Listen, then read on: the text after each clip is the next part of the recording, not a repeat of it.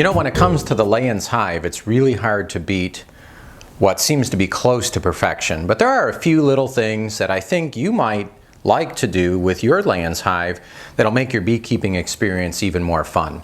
So let me tell you about a couple things today that I've done that's a little different than the plan calls for. And they're not huge things. We're not reinventing the wheel here at all. These are just little tweaks, and some of those are even suggested by Fedor Lazutin in his book, Keeping Bees with a Smile. And one of the things that, for example, that Fedor mentioned doing if he were to ever modify his hive was to add an additional 3 inches of dead space below the frames. So it's easily accomplished by just doing one thing. You can, instead of using two 2x10s, you can use one 2x10 and one 2x12. And all that does is create about 2.5 to 3 inches of extra dead space below the frames. And all that's really for is just for air exchange, especially during the winter.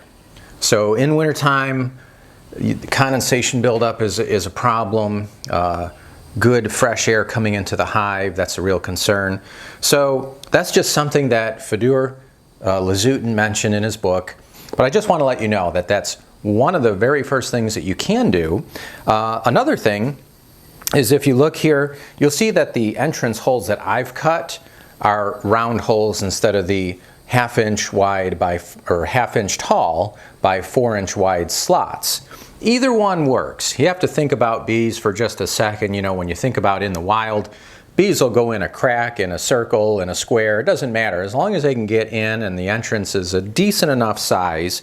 And the ones that I'm using are either 1 1/4 inches or 1.5 inches. And the round holes, for me, and I've noticed several other Layens beekeepers doing this as well, it seems to work a little bit easier than cutting that 4-inch slot with a router. So unless you have a router table and those type of tools, the round hole is a lot easier, and you can just get the bits at the hardware store and they drill in and you've got a perfect hole in just a matter of seconds. Now I want to show you one thing real quick. I cut the hole on the far side 4 inches from the end. So 4 inches from that end, 4 inches from here, and the center hole, if it's a 20 frame hive or larger, you may actually have more than 3 holes, but 3 holes is what they recommend for a Layens hive that holds 20 frames, and I just put one right in the center. So another really cool thing that I like to do, I like to use a nice stain on my beehives. I really like this one particular product that I'm going to show you. This product is available on homedepot.com. It's called Eco Wood Treatment. It's simply a dry mineral, and if you were to open up the contents, that's what you would see is just this. You'll get a little packet of dry mineral powder that you either mix with 1 gallon or 5 gallons of water, depending on what size you buy. And the nice thing about it is it's safe to use no matter what. You can actually spray this on with just a pump sprayer, mix it in the water, put it on with a pump sprayer, and you can do it even when the bees are coming and going in your hive. I don't usually do that, but I have had to do it on occasion when I needed to get some beehives out to the yard before I even had time to stain them. Doesn't hurt them at all. Now, if you get yourself one of these paint cans, Home Depot does sell these.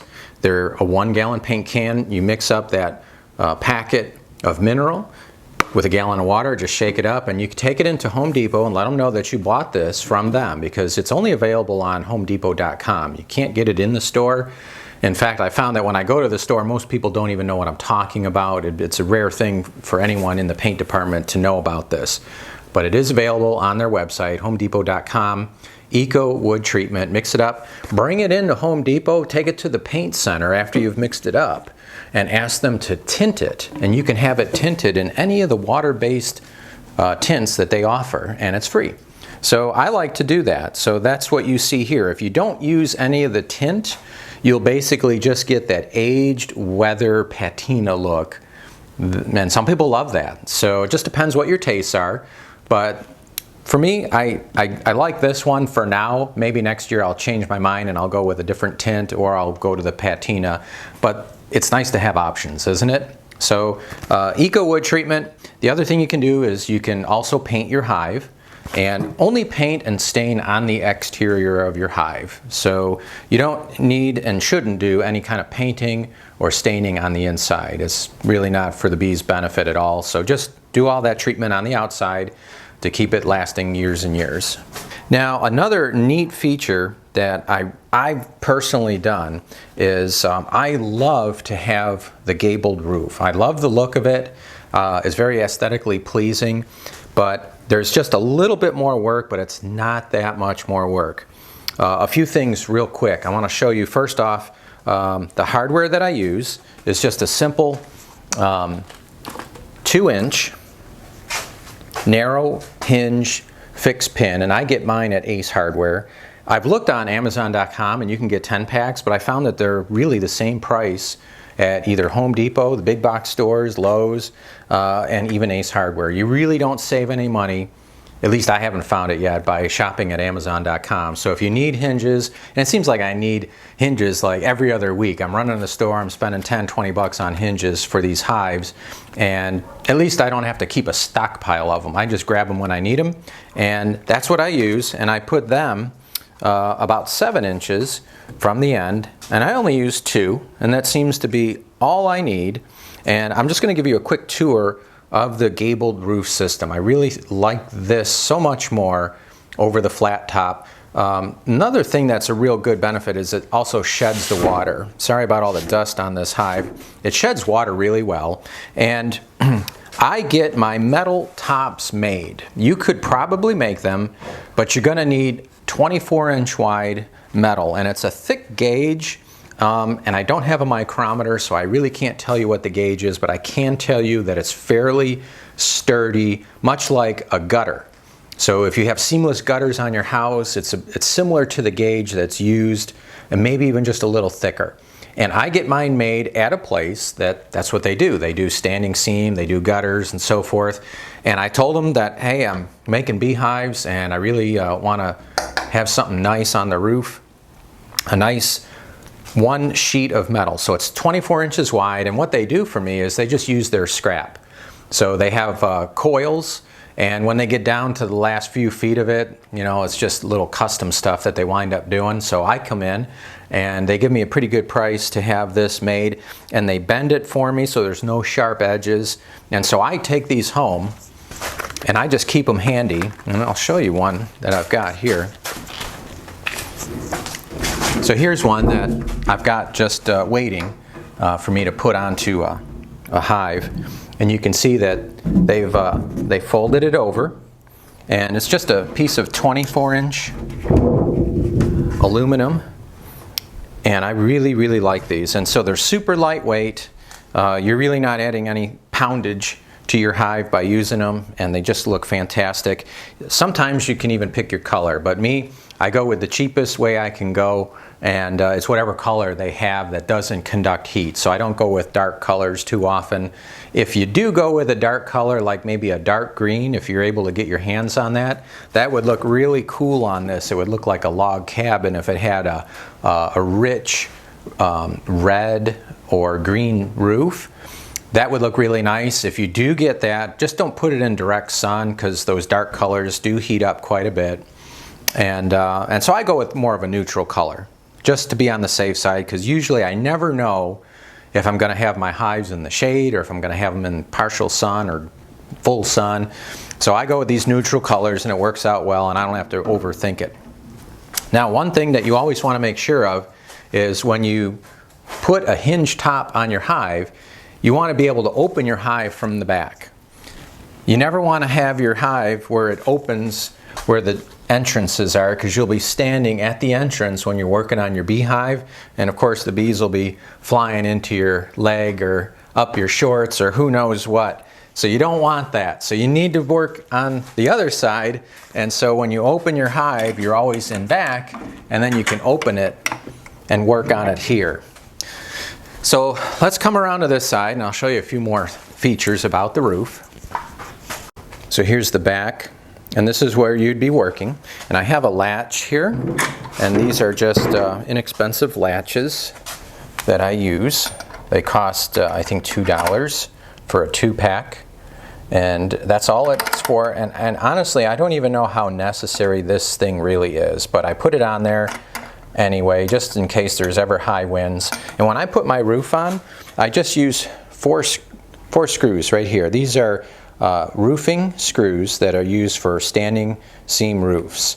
And they have the little rubber or neoprene gasket, and they work really well. And you just need 4. You don't have to put screws up the whole one side and down the other. It's not going to go anywhere, so don't worry too much about that. Its only function is to keep everything dry beneath it, and it works just fine like this. So let's open up, and now you can see inside. Now my roof, I'm going to show you here. We're going to talk more about that. So I'm going to give you some specs in just a minute, but I want you to see here, sometimes I piece together 2 pieces of wood. That's what I did here, so that I basically make, it's a flat cover with the gable roof over it. And I have a ventilation hole here. This is I think a 2-inch diameter hole, and I have aluminum window screen. I also have a ventilation hole on the bottom of the hive right here, and that's again about a 2.5–3-inch diameter hole with aluminum window screen. Don't use the plastic screen because it can bugs can chew through that over time, and it could even decompose over time. The aluminum should last you several years, if not the whole life of the hive itself. I want to show you just another thing here too, real quick.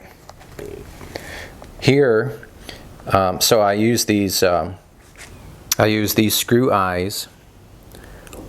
And make sure you use, that doesn't have to be super heavy duty, but don't use the really, really thin ones. This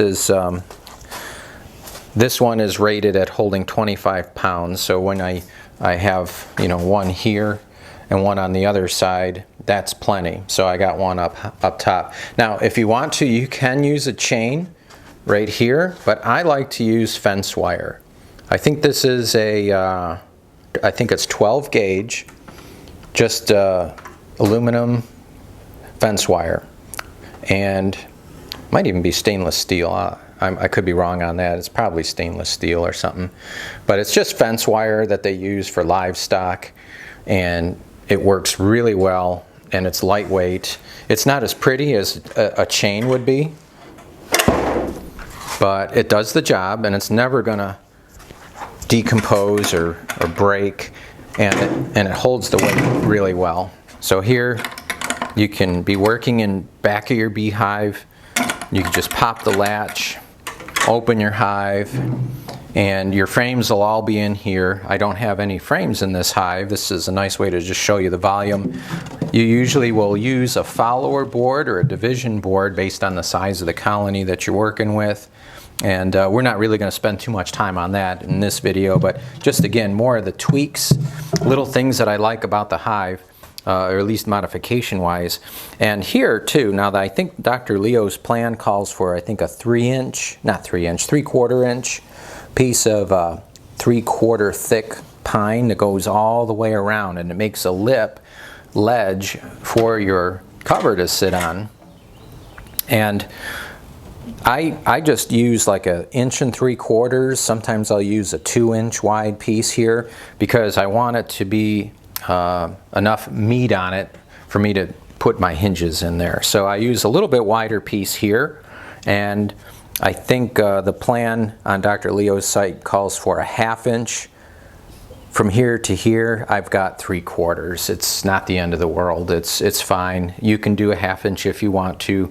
That'll stick close to the plan. But one real important thing that I should mention, let me just make sure I can get my camera to this. Okay, now let me show you something. This is very important because wood swells.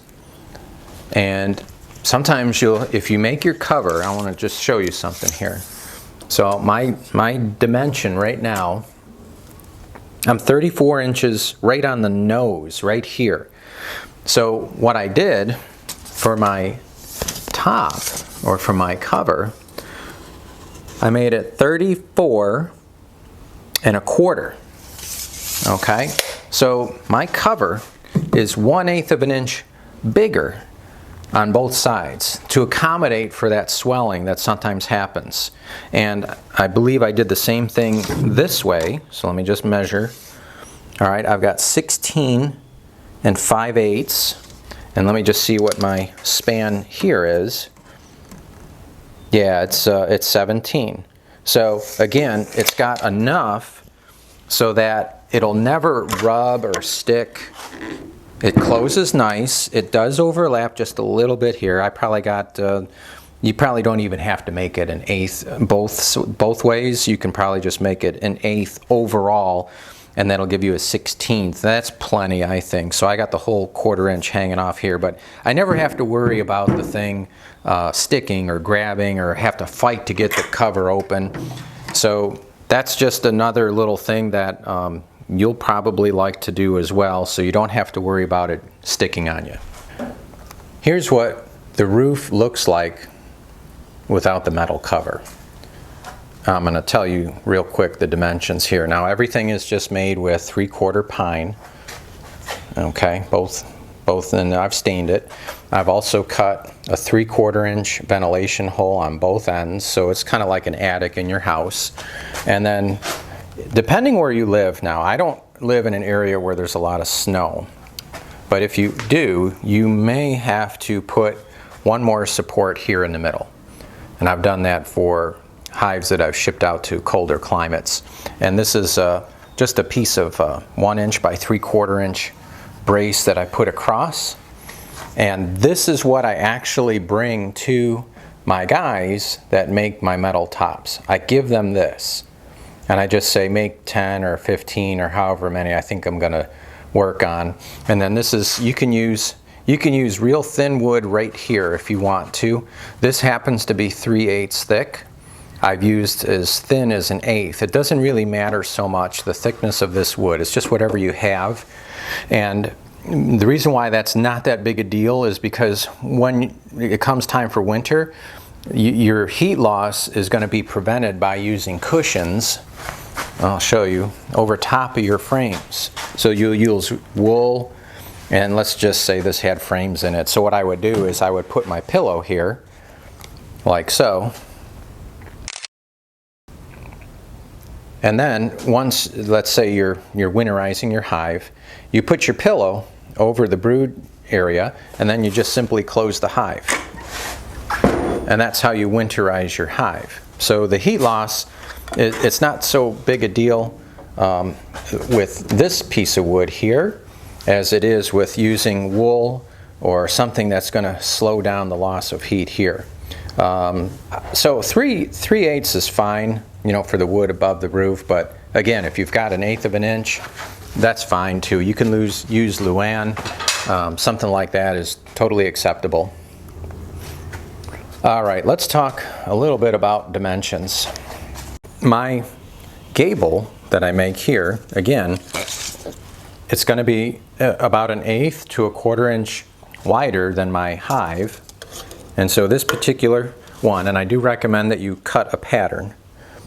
Mine is 18.5 wide, 4 inches here, 8.5 at the peak, and then your width is always going to be a little bit wider than the width of your hive itself. So if your hive is 18.25 wide here, you're going to make this about an 1/8 of an inch to a 1/4 inch wider. So mine is 18.5 wide. Once you make one pattern, you can make a million of these things, and they always turn out great. So just cut yourself a pattern, and then keep that, mark it. Don't use for construction on another hive, but save it. Now let's talk about frames for just a minute.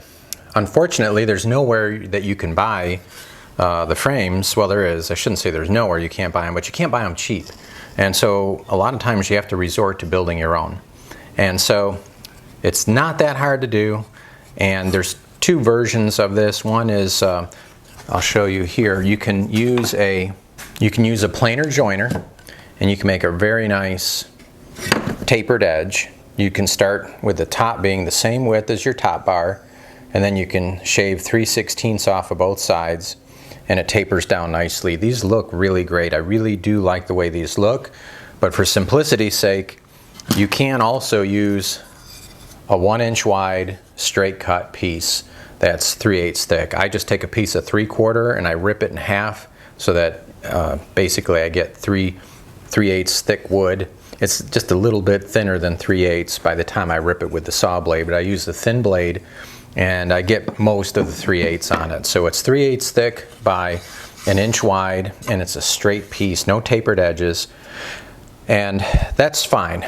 They work fine. In fact, Fedor Lazutin uses the 1-inch wide straight arms sidebars on his frames as well in the larger frames, the Lazutin style. So on Layens, it's fine too. You can do the same thing. They don't look as nice, but they're very functional and they work great too. I do drill a hole because here's something real important that a lot of folks like to use a full sheet of wax foundation, and you can do that. So because I like to let my bees draw all their comb from top to bottom, I just use a starter strip. And a starter strip can be made from either wax, it can be made of plastic, or it can be something as simple as a piece of wood. And it goes in the top bar, in the groove, and so it's very important to know in advance the thickness of your starter strips before you cut the grooves in the center of your top bars. So for me, I just so happen to have a whole box of plastic foundation, and I really don't want to use a full sheet of this. I just want a straight guide for my bees to start on. So what I do is I rip down, after I've cut my top bars, I rip them with a, what is that? That is, I think it's a 3/16 wide groove down the middle, and that's exactly what I need to put this piece of plastic with wax coating starter strip on it. And so that'll sit in here, and it's just 1 inch wide. And that's all I give my bees. Sometimes I give them wax, and sometimes I give them plastic, but I never give them a full sheet of wax or plastic. I only give them the starter strips. And what's really cool too now is obviously these are deep frames, and there's a little stability trick that you can do just by drilling a hole in the center right here on the side arms. And you can use a dowel, but I use bamboo skewers, and I find out that they work great. They're flexible, and this is a 14-inch bamboo skewer that I just buy them on Amazon.com, and I think I get a pack of 120 or 114, and it's something like $7, and they're 14 inches long. So what I do is when I push them through, they're about 1/8 of an inch in diameter. You don't sweat the diameter too much. If you get your hands on an 1/8 inch diameter or a 3/16, that's plenty. You don't have to go crazy with it, but it should be a nice snug fit like you see here. I have to kind of push on a little bit, and then because it's a bamboo skewer, it's got a pointed end, and I just take my pliers, and once I push it through, I just snip off that point, and just make sure you face it away from yourself when you do that. And now you've got your frame, and you've got a little support here, so as the bees draw their wax down, they'll encounter that piece of bamboo skewer, and it'll just give them more stability as they continue down the frame. And it holds up really well in an extractor. So if you do use an extractor for honey extracting, I've got the I've got one where I can put several frames into the extractor, and I can really crank it up, and I never have had any of my wax, the natural wax that the bees make, never had it blow out. So it works really well. A lot of times I get asked, what kind of glue do I use? Do I use any glue at all? And the answer is I do, and I use Titebond. Titebond 3 is what I like to use for all of the construction of my beehive as well as my frames. I do glue and staple my frames with an air stapler. You can use nails if you want to, but if you got to make a lot of these things, it's going to be way easier and quicker if you use an air stapler and the glue. So this really keeps everything locked in place really well. I have no complaints about the glue. The nice thing about Titebond, and I've heard this from other beekeepers, is that it doesn't off-gas. It doesn't create an odor inside the hive that the bees don't like. A lot of times if you have, that's why they tell you not to put stain or paint inside your beehive, because a lot of times the bees won't like the smell of whatever it is. They just want natural wood. They want untreated lumber. In fact, if you can use rough cut lumber, they like that even better because they like the texture and the surface is easy for them to crawl on versus one that's sanded very smooth. So that's just something I figured I'd throw out to you. But so there you go. You can get a full cut list from Dr. Leo's website, horizontalhive.com. So all the lumber and so forth has already been measured out, and you can just use that site for reference if you'd like. That's a really good resource, so I do encourage you to go ahead and check that out. Here's something else too that I like to use, and these are called entrance discs. Just Google search entrance discs, or even go on Amazon's website and do the same thing, entrance discs. You can get plastic or you can get stainless steel. I prefer the stainless steel ones, but they're expensive.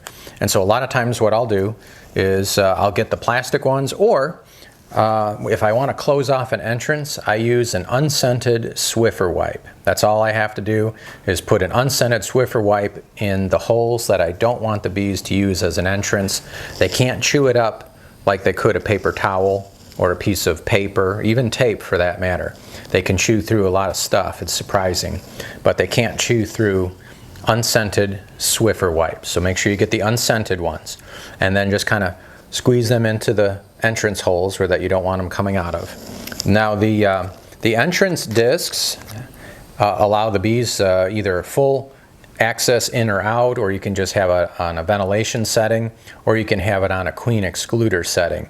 I never use anything except for the full entrance or the ventilation. So those are some really cool tips that I think you will enjoy incorporating into your own Layens hive. If you do, let me know what you think. I'd like to get your feedback.